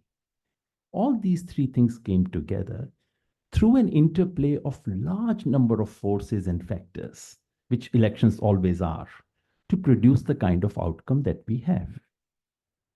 It would be a mistake to see this as a ringing endorsement of secularism. It was not. It is not that the deep communalization and poison that has been injected in our politics has disappeared. No. For various reasons, people decided not to foreground it in this particular election. That's all that has happened. It is not that people have come out to strongly vote against authoritarianism the way they did in 1977. But yes, there was that unease which got expressed slightly. That's my reading of what really happened in this election. Where are we headed now? For quite some time, for the last 5 or 6 years, I have been saying that India is best described as competitive authoritarianism. Have we come back from competitive authoritarianism to a normal democracy? Is it back to centrism, back to normal politics? No, that's not the case. And I think Professor Jayal underlined it absolutely correctly, that this election has accentuated the competitive part of it, but authoritarian strand has not disappeared. It's very much there. And we have seen in the last 1 month what the regime is up to. Have they learned lessons? No, at least not so far. I see two possibilities. I'm not entirely sure that we are back to normal, healthy centrism. I see two radically different possibilities, and that's why the coming few years would be very fraught, very tense. One possibility is reassertion of hegemony, because this election was about consolidation of hegemony and to make it irreversible. That was basically the point of this election. That did not happen. In all probability, we would witness reassertion of hegemony with a vengeance. What we have seen in the last 1 month clearly points in that direction. Would that be halted by, would that be resisted by internal developments within the BJP? I don't think so. Would the coalition partners become the resistors? I seriously doubt it. Would the institutions assert their autonomy? No. Where do my hopes lie? In 3 different areas. One, I think the opposition has found a voice, and that's very important. Without going into the formalities of the theater that happened in the parliament, the fact is that opposition found some confidence and voice. Those who could not protest seriously when 140 of them were thrown outside the parliament managed to speak this time. So, opposition. More than opposition, it's street resistance. Resistance from movement, street, the kind of unease that you see in on this question of NEET, for example. So I I put greater hopes on resistance on the street than on the opposition in the parliament. But more than that, I think I think it's the people that I put greatest hopes in two or three respects, and it's not just a metaphor or just a way of speaking. One is, and the point that Nilanjan made about media was very important, I think. The possibility of controlling people's mind through media capture has been substantially reduced. It could have worked. It could have worked in this election. In fact, odd as it might seem, if the BJP wanted to rig this election, which they probably did not in the counting and EVM part of it, I think they did not. But if they wanted to do it, they could have actually gotten away this time. Next time, they won't get away with it because of the election results, because of the sense that people now have, the sense that you're going down. You see, politics is like is very much like share market. It's driven by sentiments. And in the sentiment now, the sense is, nahin, ye to down hai. The one expression I've heard from so many people in North India about Mr. Modi's speeches, कि उनके चेहरे पे हवाइयां उड़ रही थी. इसको अंग्रेजी में क्या कहेंगे? I don't know. चेहरे पे हवाइयां उड़ रही थी. बोल तो सब रहे थे. बोल तो वही, स्पीच तो वही वाली थी. लेकिन चेहरे पे हवाई उड़ रही थी. That's a sentiment. This is what drives politics. And that is going to make things extremely difficult. So it's among the people. So I spoke of one possibility, which is reassertion of hegemony, which is bound to face very serious resistance. Finally, the other possibility, which is counter-hegemonic politics. This is a great opportunity for India.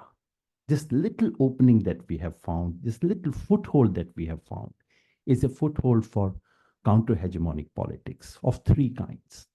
It would require a political bloc to be consolidated. India bloc must continue, has to be consolidated, strengthened in whichever possible way. More important than a political unity or political coalition is the social coalition. It's the social, it's a social coalition of the bottom of the pyramid, which is what the opposition has drawn more from, but it's a very uneven picture. I'll not get into the specifics of it because they know it better than I do. But social coalition of the bottom of the pyramid is what is required in the next 2-3 years. And finally, a re-enchanting of the ideology of India written into the Constitution of India. I think we have completely failed in re-articulating the constitutional values to the new generations. And it cannot just go back to Nehru. We have to specifically recapture three vital elements of ideological spectrum: nationalism, cultural heritage, and religions, including Hindu religion. These three we have gifted away to the BJP. These three need to be captured back. That is, to my mind, the real contestation for the next few years. Consolidation of hegemony on the one hand, counter-hegemonic politics on the other hand. And that is what makes the present times so exciting. And as Ashubhai said, we can analyze the election, but the point is to change it. So in our remaining 25 minutes, let me suggest the following. I will take one question from Zoom and then go to you, then take one question from Zoom and go to you. And let's just pose one question to Yogendra, who has to leave for some important family matter. A question that has come for you is clearly people asking you to predict because you predicted so well. They're not asking Prashant this question. Do you see the current coalition government lasting its full term? Yogendra. It's easy to predict the behavior of 100 crore people than to predict the behavior of 100 persons. And it's a serious point. It's not just a joke. But anyway, I think to my mind, too much emphasis is being put on the fact of this being a coalition government and that being unstable and so on and so forth. You know how things are managed in Delhi and how things are managed in all these. This is about the real challenge to my mind is not coming from the coalition part of it. The real challenge would come from the streets and from the people. And yes, that the challenge from the street and the people may reflect itself in coalitional instability. What happens if BJP loses all the 3 elections, Haryana and Maharashtra, which they easily can lose, and if they also lose Jharkhand, or if they don't lose Jharkhand, but they lose Bihar next year, what happens then? Then there is a sense of a sinking ship. And at that time, coalitions can become unstable, but not because coalitions themselves are unstable. Thank you. Would you like to join your family now? Thank you very much. Thank you. Thank you for giving us a time. My apologies. So the next question from the audience, before I go back to Zoom again. Who would like to? Tariq. Professor Tariq Tachil, University of Pennsylvania. Thanks so much for that panel discussion. It was great. I guess I have one question, just thinking through both this kind of idea that what we have kind of dueling pictures that have emerged from across what the panelists have said, I think. And one is that a very important bulwark to national centralization was subnational centralization. So the point that you made about how it was, Nilanjan, that these successful chief ministers who can claim attributability for these welfare benefits. So one model we have is that the bulwark was really the same model. It's a model of centralized benefit delivery. It's just the level at which that's working and working successfully.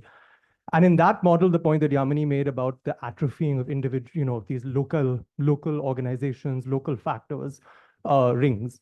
But there's another thread, including something that Yogendra said, that this was a seat-by-seat election. We heard about the disaffection of party workers. We heard about local level candidates' quality and disaffection and anti-incumbency at the constituency level. So I guess I'm just trying to figure out, to me, that seems like, I don't know if that's a tension or not, or if it's, both of these things are happening, but it seems like those are 2 different interpretations of how we read the verdict. And I was wondering if you guys want to reflect on that. So just to those who didn't hear the question, there were 2 streams of analysis here which appear to be in tension. One that through either Modi ki guarantee or through Mamata Banerjee ki guarantee, you can establish a politics of Vishwas with the voter. But Yogendra argued that it was actually a more normal kind of election, seat by seat, constituency by constituency. Where were you for 5 years? Why didn't you come? When the floods were here, where were you? Etc. Etc. Right? Would Nilanjan and Yamini say something about whether this tension is apparent or that's real? Thanks for the question. So one abstract way of thinking about it is that if it were purely a seat-by-seat election, no prediction would be possible, right? So I do think there are trends, obviously, that even Yogenji was playing with. But what I would say, which maybe tempers the sort of simplicity of, is it a an authoritarian leader at the state level or an authoritarian leader at the center, is that it is true that there were genuine local anti-incumbencies that were in play, right? I think when you went to the ground, you would hear the kinds of things, my MP doesn't come by, there are genuine issues with inflation, economic inequality, so on and so forth.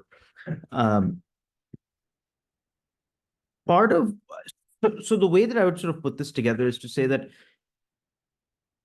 in the absence of a strong centralizing feature like Balakot, like whatever 2014 was, you start getting different pushes and pulls in a system. You can generalize in certain ways, economic uncertainty.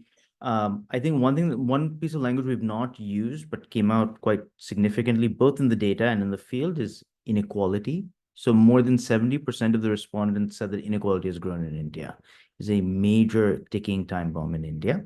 And 70%. yeah, more than 70%. So that means even many people who support the BJP.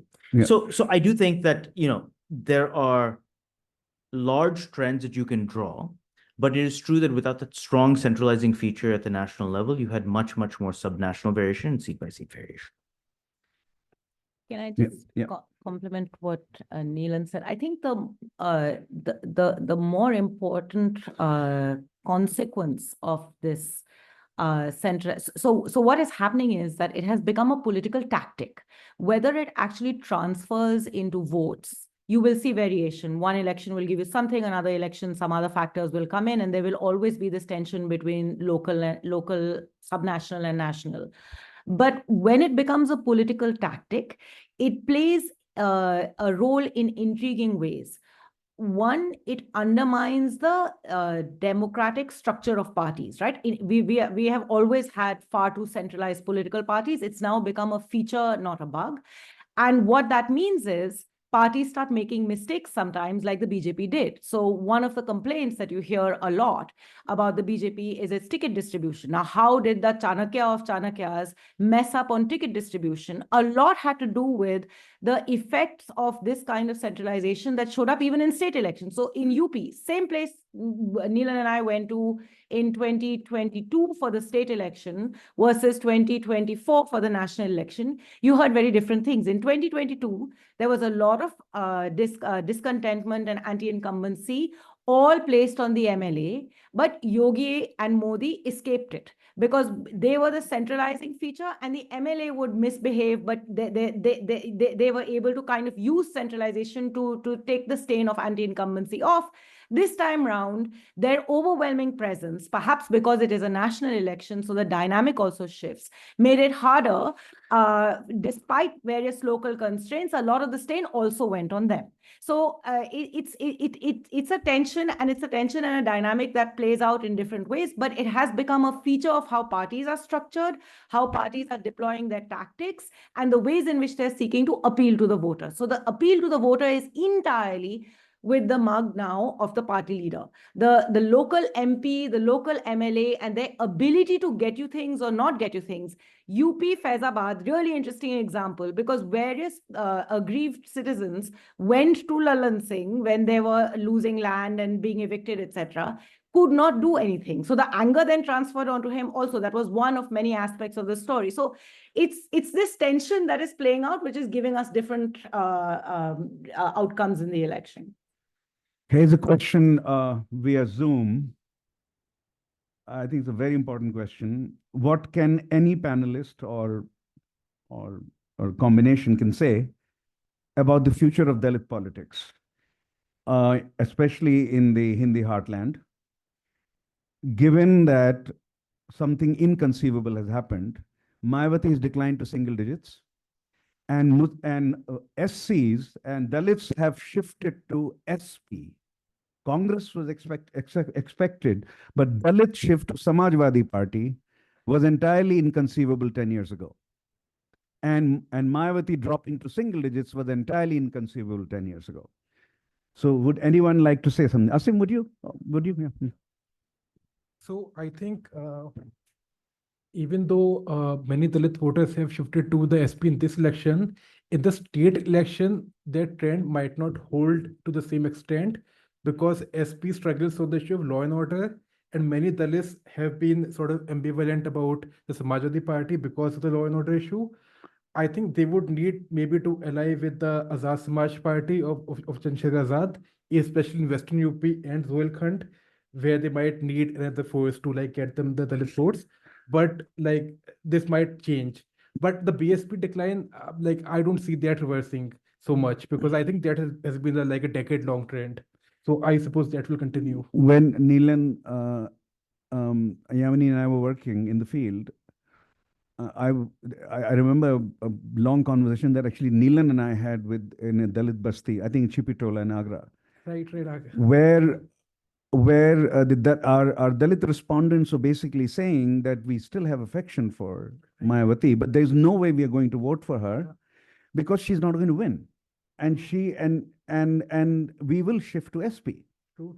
So I'm from Agra. We will shift to SP, right? Yeah, And you're from Agra, yeah. So Agra used to be a big BSP stronghold, and it has not won an election like for a decade now. The BSP, so big shift. So you think that SP hold over Dalits may not last even when the next assembly election comes, which is only what 2.5 years away, right? Yeah, I mean, Okay. the BJP might regain some Okay. share among the list, is what I think. Question from the audience here. Wow, let's collect some. Miss, you go first, right? Yeah. Thank you. Thank you for the insights.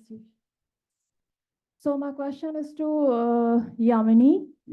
You mentioned that the corruption has gone down. So do you have some data to support this view or like some of the things? And the second thing goes to Mr. Asim. And Asim, you mentioned that there is a consolidation towards BJP of the Muslims. It's quite shocking. And in Gujarat only. Gujarat only, yes. It's quite shocking in Gujarat, yeah, because they are winning on the basis of Gujarat. Since 2014, they are winning on that 2002, basically. No, he said, Yeah. he said 30% is gone. Yeah. 30% that's a of major Muslims thing. in Gujarat voted for BJP, which is very surprising. Yes. However, it's not yet 70% did not. 70% did not. So what can be the possible reasons for this? Yeah, but Thank even that is very important. Yes, that's an important factor because BJP has been like they are giving some other rules. They are establishing like Muslims. Right. Muslims cannot sell their property to can sell their property to a Hindu, but Hindu cannot sell to a Muslim. These kind of rules and regulations are being Yes, actually, this is a very important story. We may not have time to discuss it. Yeah. Reports have started coming out on this. What Yes, you're mentioning, just it's a mentioning it, very not- important use of law. Yes, it's Very quite important use of discriminatory. law to prevent Muslims from buying Yeah. property in Hindu neighborhoods. Yes. Yes. But I don't think we'll have time to discuss that, but let's answer this. Just to Yamini, put it, Thank you. for corruption, So data. So very quickly on corruption, I wish we had data. We don't, and there's many reasons for it. But I will say two things. So one, anecdotally, certainly on the public distribution system, I have noticed increasingly people speaking of challenges and other types of corruption that may have emerged in the distribution of PDS, but the local contractor, the bicholia that used to be a central part, has gone down. We do see in our data set that we've been talking about, which we have to analyze a little bit more in depth. We do see that there are other intermediaries that have emerged, and there are other types of corruption that are creeping in. So I didn't say that corruption has gone at all, but there is a perception, and anecdotally, it seems that the contractor intermediary in the public distribution system has disappeared somewhat. We'll have to move on. I'm talking only about welfare benefits. In general, even CSDS data and our data show that people's perceptions broadly are that corruption has gone high, has increased, has a lot to do with crony capitalism that I also spoke about. I was talking only about welfare benefits. Asim, why have 30% Muslims of Gujarat voted BJP? right. So there's a very good paper by the field Suzwand and Rahi Latiwala on UP and Gujarat, and she has gone block by block, constituency by constituency. So what she finds is that poorer voters who really need the state, they tend to vote for the BJP because it has been the ruling party for so long. They feel they need to be on the right side of the state. And those Muslims who are in constituencies where Muslim population is very low, like 5%, 6%. So they feel they cannot be part of an alternative bloc. Plus, Congress in Gujarat does not really provide an alternative. Even they're like the Gujarat president was Shekhar Singh Waghela, ex-RSS man, BJP man. So, you know, when the Aam Aadmi Party came, a lot of Muslims actually voted for the Aam Aadmi Party. So when the Congress is not providing actual like alternative, many more might vote for the BJP as well. It's a ruling party, and so. So basically, the point is, I need benefits, and I don't care whether I need the government for that. Right. If BJP is running the government, I will True, try to cultivate a good true, relationship with the true. government. Right. A very That's the idea. pragmatic, practical thing. Right. Yeah. Nija, would you like to say something?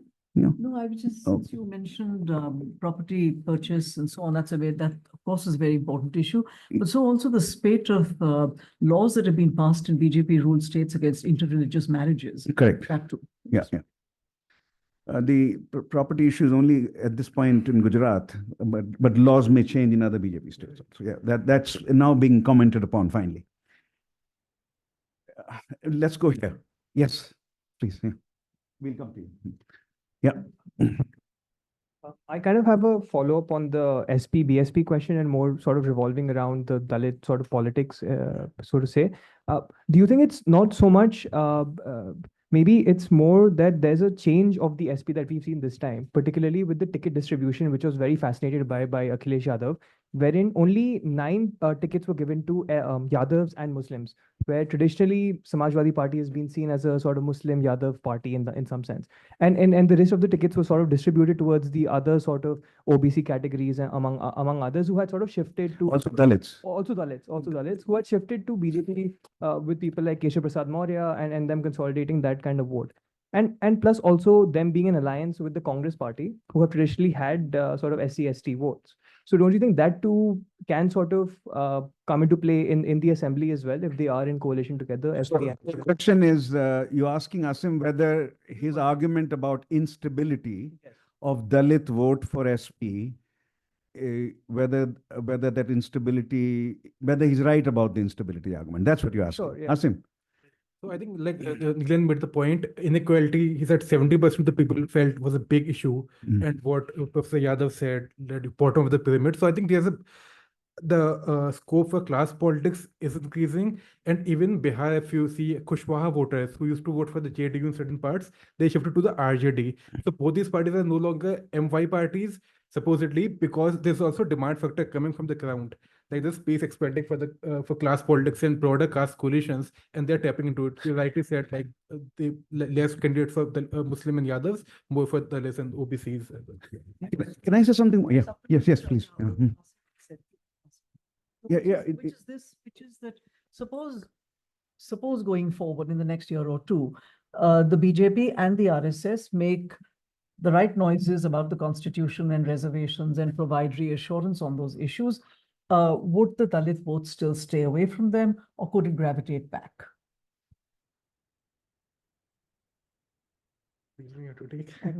Neelan? So, It's like a 30 very difficult question. a 30-second foregrounding. The Dalit shift away from the BSP and towards SP didn't start in 2024. It actually started in 2022. I see. And it's very noticeable. So UP is actually 2 states when it comes to Hindu-Muslim consolidation and Dalit politics.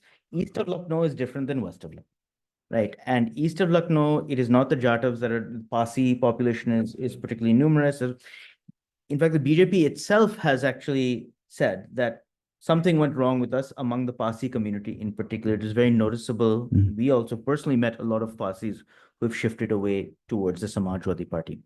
The reality is that the kind of Hindu-Muslim consolidation that you've seen in Western UP has simply not happened to the same extent east of Lucknow. The dominant community also is like it's the Kurmi community, right? As opposed to the Yadav community, right? So you have a very different kind of politics emerging in the eastern part of the state. So that is a complicated coalition. I mean, I think one of the things that we're seeing in both Rajasthan and UP, for the first time, you have Dalits and Jats kind of voting for the same party, right? And same coalition. I mean, who knows, right? I mean, I have no idea what it means in terms of a coalition, but we'll have to see what this means. See, the general point is quite similar to what Mayawati realized in the early 2000s, that if you concentrate only on Dalit vote, you will not come to power. At best, you're getting, so that's 20% of you. UP is 20, 20, 20, 40. 20 OBC, 20 Muslim, 20 upper caste is the highest share of upper caste in the country. 20 upper caste, 20 Dalit, 20 Muslim, and 40 OBC. So the my realization was that, well, it will be very hard to at the ground level to collaborate with the others, but Brahmins are all gone from rural UP. They're all in towns now. So an alliance of Brahmins and SCs can be made, and we can hit probably 30% that way. And she got to 29, right? She got to 29, and every fifth Brahmin voter in 2007 voted for BSP. Every fifth, 20% of Brahmin vote went to her.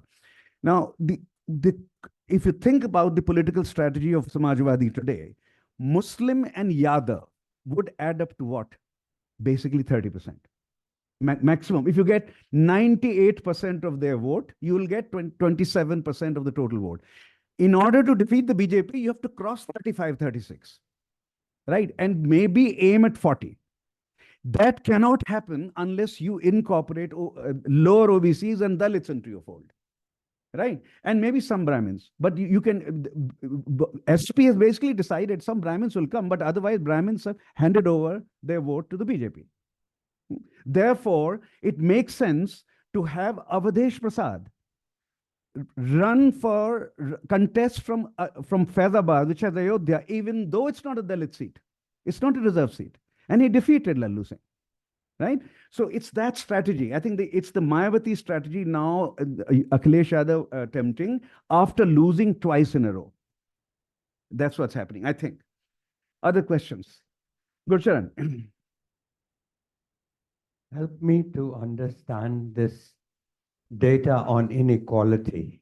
Okay. I've always believed that in England, nobody compared himself or herself with the Queen of England, nor does an average Indian compare himself to Adani or Ambani. I've always believed that if you have an economy where people are rising through jobs, they see their own situation improving, and then they don't worry. They compare themselves to their peers. They don't compare themselves to that. Now, you have, when 70% are talking about inequality, are they talking about Adani and Ambani? Or are they talking about their own jobs? Because all the surveys that I saw, whether it's the CSDS survey or the observers who went around like yourselves, everybody reported an undercurrent of anxiety about jobs. Yes. And BJP did not help itself by translating high growth of the country to jobs at all. And so I thought that the real problem was jobs and not inequality. Help me to understand this. Yamini, would you take a crack at it? How do we understand 70% talking about inequality in an anxious way? Well, so a set of own goals from GST, demonetization, badly designed COVID, all of these together essentially have seen a reversal in our structural transformation, with agriculture being the only source, the largest source of employment since 2017, 2018. And those who have reversed back into agriculture have been through a path where for a brief time they were pulled out of agriculture into precarious construction, informal work in cities, etc. But in their own lived experience, there has been a shift back. People have, even in the CSDS data, you can see people that increase in poverty was an anxiety, increasing price rise was an anxiety. All of these come together against the backdrop of of this broader discourse around caste and social justice, into which the inequality discourse is coming together. Adani, Ambani, to my interpretation, come into play on the question of, do we have fair market competition for the average citizen? Does capitalism give you fairness? And in effect, there is an increasing sense that that may not be the case, which is why even in the discourse on jobs, government jobs become central, not just because political parties are picking on that because that's the only answer that they have to this deeper structural problem, but also because there is a demand pull. And that is something that we need to understand and engage with more. Can I just ask you supplementary. You know, ever since 1991, in those 30 years, we've grown at almost 6%. Now, for democracy, this is really quite a good achievement. But what we have failed to do is to create an industrial revolution. Yeah. And therefore, it's an old story. Yeah. Every government, this is a problem that's happened all the way through. In my view, this has just, it's in other words, it's not a problem that is unique to this. It's not only related to demonetization, GST, but it is a problem that is on top of people's mind because they see, they are being told we are the fastest growing economy in the world. वो कह रहा है कि वो मेरी नौकरी, I'm doing pakora wala job. We don't disagree. So I think Gurchan, the point is that only a manufacturing revolution can create enough jobs. I think one would agree with you with that. And jobs have not been 6% growth rate has not been employment intensive. India's growth after 1991 has not been employment intensive, not been job intensive. Therefore, in this rising anxiety about jobs that we kept hearing in our again and again.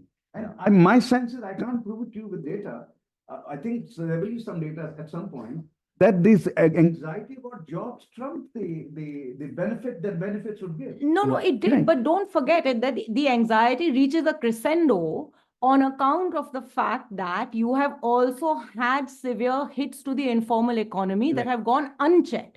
And in those hits, the only data that we do have that gives a deep sense of this is the periodic labor force survey, which tells you that basically agriculture is suddenly re-emerging as your primary source of employment. People's lived experiences are looking very different today to the aspirations of 2019 or 2020. And agriculture was historically not the place you went back to. You went from agriculture to the city and to the manufacturing. I also want to say what she said in her very eloquent talk here. Nirjas.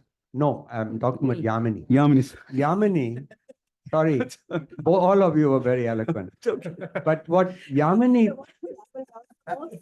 what I think Yamini said, but she went over it glossed over too fast, is that I think the future of Indian elections, future of Indian democracy, the voter is finally also realizing that there is a limit to welfare politics. And that's when Rahul Gandhi was asked a question by a reporter about jobs, he said, oh, but I'm going to fill all the government vacancies. But the reporter said, I'm not asking you about that. I'm asking you about real jobs. And the Rahul Gandhi's answer was, why are you hassling me?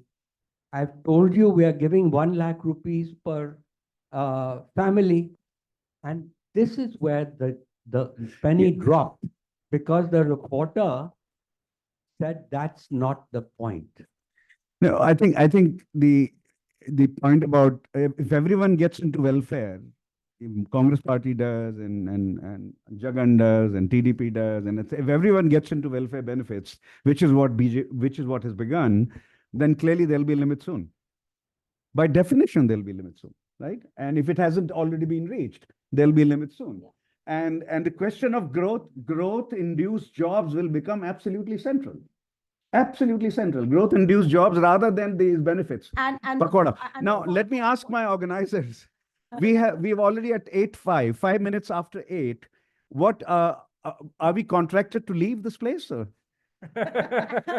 What is the contraction? Audience might be ready for dinner. If you 10 more minutes, you allow? Okay, thank you. Can I? 10 more minutes. Yes, the question from you. I just want to draw the discussion back. My question is prompted by Yogendra Yadav's reflections on where we go from here. And he was saying that, it's really, we have to rely on the opposition space and resistance from the street and so on.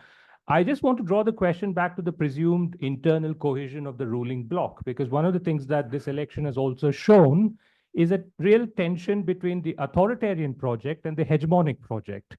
And I just wanted to hear the views of the panelists on, do you see this as a real tension, the authoritarian project and the hegemonic project? Because clearly this form of authoritarianism didn't also go down very well with the RSS, and there hasn't been much talk about this.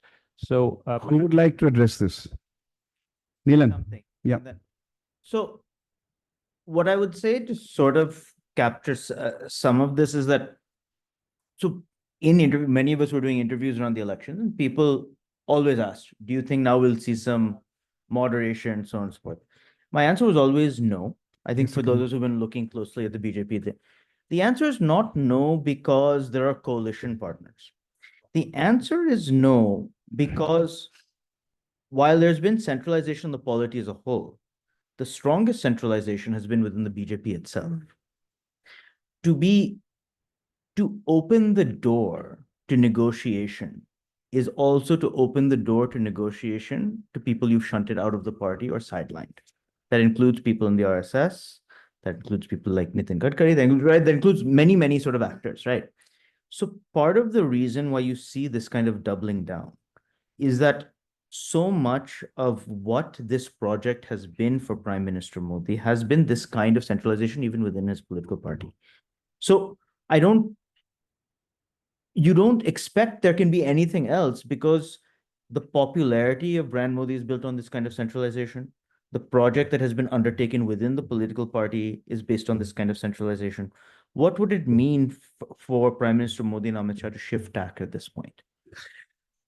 Let me say, as a way of comparing intra-doctrinal, organizational clashes, the RSS BJP clash is not the same as ML versus CPM in Bengal. The term parivar was not used for that fight. That fight became murderous, right? And the fight within between the BJP and RSS is within the parivar. The term parivar was not used in ML versus M, right? And ML was obliterated from Bengal. ML had to go to Jharkhand and Andhra and etc. It was obliterated, right? So that comparison would suggest to me that this fight is between cousins or brothers, and this will be sorted out in some way or the other. But I don't think it will become what the great Stanley Tambaya used the term fratricidal. It will not become fratricidal. It will generate tensions. Well, tensions will get managed somehow or the other because it's basically in the parivar. That's my hypothesis for this. Neeraj doesn't seem to be agreeing. So, I don't know where the evidence is. It's all gossip, basically. It's newspaper gossip that makes us think about this as a tension. The fact is that the Modi government fulfills the RSS's ideological, cultural, educational agenda amply and abundantly. They don't, no other government might do it, and no other leadership might do it so effectively. That's one. The second is that nevertheless, I think that you could be hinting at something that may be there in the sense that the swiftness with which the Prime Minister anointed himself the Prime Minister all over again, leaving nothing to chance. No BJP parliamentary party meeting was held. There was an entity that we did not know the existence of till then, the NDA parliamentary party, met for the first time perhaps in history, and the election was smoothly accomplished, the election or whatever. So it's possible that there was a concern of internal disagreement or some internal mumbling, something, but we don't really have evidence. And just to add, I think this is a hegemonic project because, like Professor Vaishnav said, Stanley Tambia, and he talked about Sinhala, creating a monolithic Sinhala identity, and he said it will lead violence. The violence against Tamil was structural. You needed to create a Sinhala identity, which is an artificial identity. So just like India has been a lot of Hindu communities, to create one community, you need violence. So the hegemonic project will continue. There will be violence against Muslims and so forth. So this will continue, I think. Yamini, and then we have a last question from Chandravan. Yeah. Just very quickly, I completely agree with what everyone here has said. It is ultimately the BJP, the RSS and the BJP combine towards establishing an ideological hegemony. That process has only just begun. There's a lot more to go. They both need each other, regardless of the possible nigglings that they have with each other and with each other's personalities. It's not going away. And that is the reason why the academic world, civil society are alongside with the eternal othering of the Muslim community are so essential to constantly attack, because if it was not a hegemonic project, then you could be irritated with critique and you could use all your powers to get rid of critique. But this is a lot more than that. It's an active replacement. So this is going to continue with very little pushback, and no coalition kind of government is going to stop it. In fact, the opposition's challenge is how do you develop a clearly articulated ideological alternative to this imagination of Hindutva, which the opposition still hasn't. He's calling counter-hegemonic project. That's what he's calling it. Chandravan, you have the last question. The pleasure of asking the last question. Yeah. No, I had a conversation with Agua. Agua in Eastern UP is a term for marriage settlers. Marriage settlers. He said that, that family is really great. None in the family is a Narega worker. Family doesn't have a ration card. It's a really great family. Go ahead. This is for Yamini and Nirja, the two people who've written most about social citizenship. That not having Narega was seen as a blessing. Come on, answer this question now. Chandravan can always ask questions of this kind. You have your phone. No, the whole a welfare system that serves as a compensation for a failed economy is a deeply problematic one. A welfare system that builds public systems, that enables, that builds capabilities for enabling economic opportunity for all in free competition, and most importantly, fair competition, is your ideal. But we know the reality of our society, the reality of how much I strongly believe that capitalism is in a credibility crisis in the average eyes of the Indian. All you see, it's not wealth inequality that irritates as much as the complete and absolute cronyism showed up in the twin balance sheet problem in the UP way. It shows up in the 2 A's and actually only 1 A in the current regime. It leaves a sense that we still haven't built structures of the state that will ensure fair competition, which is, and that will give dignity. Well, why is it that people are asking for government jobs? Every political party is falling into that trap, not just because of their lack of imagination, which I agree they don't have one, but also because there is also an element of demand that emerges from there. And why is it that reservations for government jobs was such an emotive issue that brought the Constitution into this election in such an active way? To me, that's the only way I can interpret this. Nisha, any thoughts on This, Chandravan's question? this is a classic problem in social citizenship theory, which is stigmatization of welfare.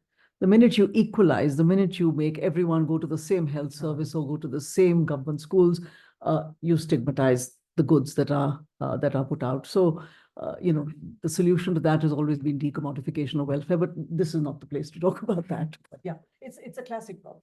Do we have one more question? Time for one more question? No. We'll need someone to give you a microphone. Literally the last question. I violated my own rule. Yeah, yes, sir. Like there is a corporate influence in the elections of the Indian economy, or in the Indian election. We have seen like the Ambani, we have the public one, the Ambani Jamnagar airport has been internationalized for the Ambani, but the Kerala one has been not. So it's been the capitalist, we are talking about capitalism in the free market, but there have been elections being influenced by corporate persons. And there has been one more, I will add to that, there has been, like the businessman who has been favorite to the ruling party has been get more tenders of the government and it has been more popular. Let me, sorry, I have to cut you short here because there is a very standard political science answer to this. It's been studied a lot. That businessmen can make certain parties very rich is beyond doubt, right? Through some means or the other. That political parties seek the blessings of course, money out of a businessman is also well known. However, the question is, does that determine an election outcome? If it determined an election outcome each and every time, it does determine to some extent each and every time, then BSP could not have won in UP in 2007. SP could not have won in UP in 2012. Aam Aadmi Party would not have won in Delhi. It was either BJP or Congress. And there also BJP or, these parties were not they didn't have a lot of money, but they won, right? So this has repeatedly happened.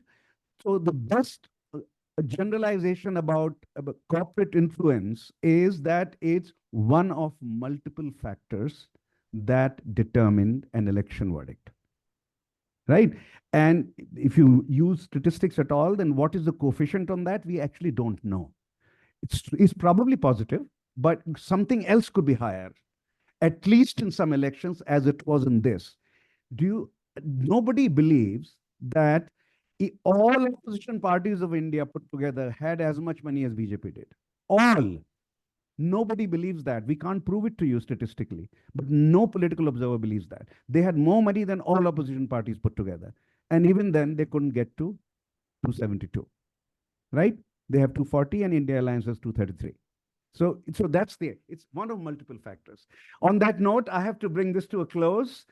Would you please applaud our panelists for what they've taught us today?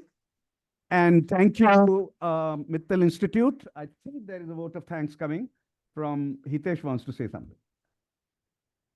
Hitesh, go ahead. Ashutosh and the entire panel, thank you. What an extraordinary collection of ideas and thoughts. There's so much to think about. So please let me invite you all back for another round at some point when it works out for everyone's schedule.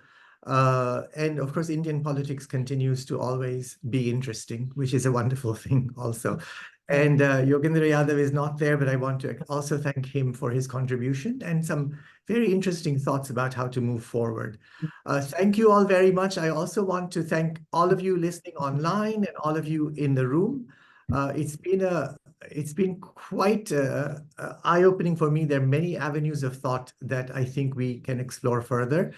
I want to thank our team in New Delhi, which really put this together. They've worked very, very hard, very ably led by Monica. We have Shreya, Angarika, Sushma, Amit, Mohini, helped with our resident scholars, Robert and Rinan. Thank you all very much for everything you've done and look forward to seeing everyone again on the next occasion. Take care.